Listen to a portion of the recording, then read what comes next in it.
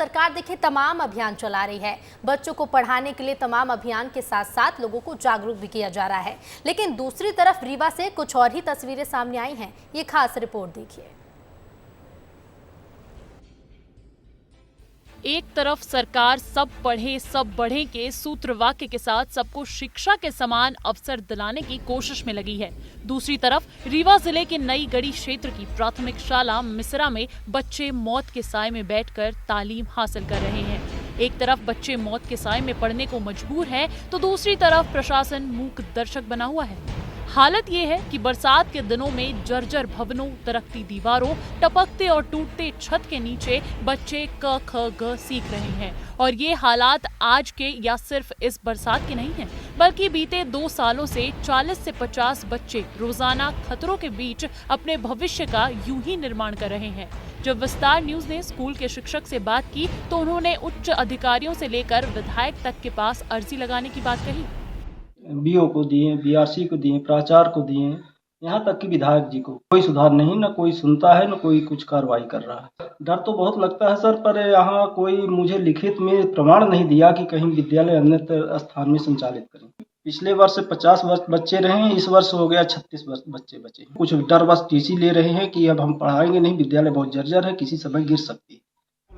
इस मामले को लेकर कुछ समय पहले स्थानीय विधायक नरेंद्र प्रजापति ने भी निर्देश दिए थे कि इस भवन को जल्द से जल्द खाली कराकर बच्चों को कहीं दूर जगह बैठाया जाए, लेकिन प्रशासन के कान में अब तक जूं भी नहीं रेंगी और हालात जस से तस हैं।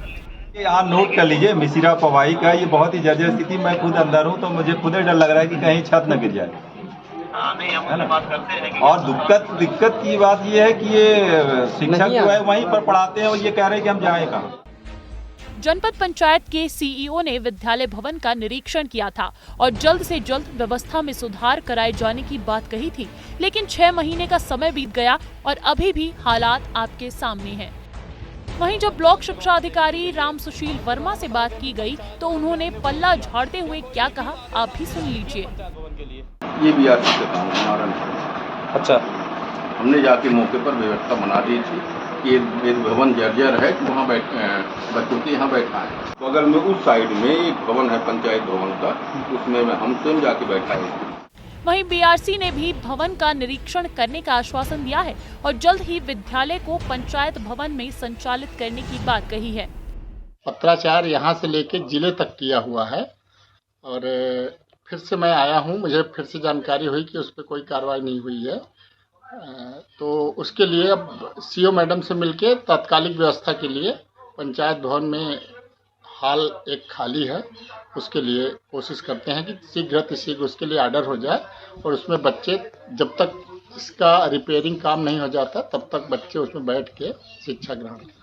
इन सारे घटनाक्रमों को जान लेने के बाद लगता तो यही है कि आने वाले कल के भारत भाग्य विधाता बनने वाले मासूम छात्रों के भाग्य में यही स्कूल, यही व्यवस्था और यही जर्जर भवन है। शायद भवन गिर जाने या किसी दुर्घटना के बाद ही हालात सुधरेंगे और तब सरकार प्रशासन का इस ओर ध्यान जाएगा।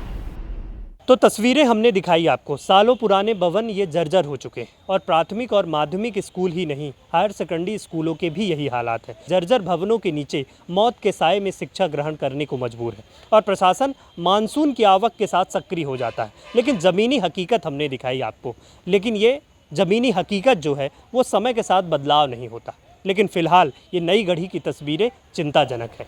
वीडियो जर्नलिस्ट आशुतोष के साथ विवेक तिवारी, विस्तार न्यूज।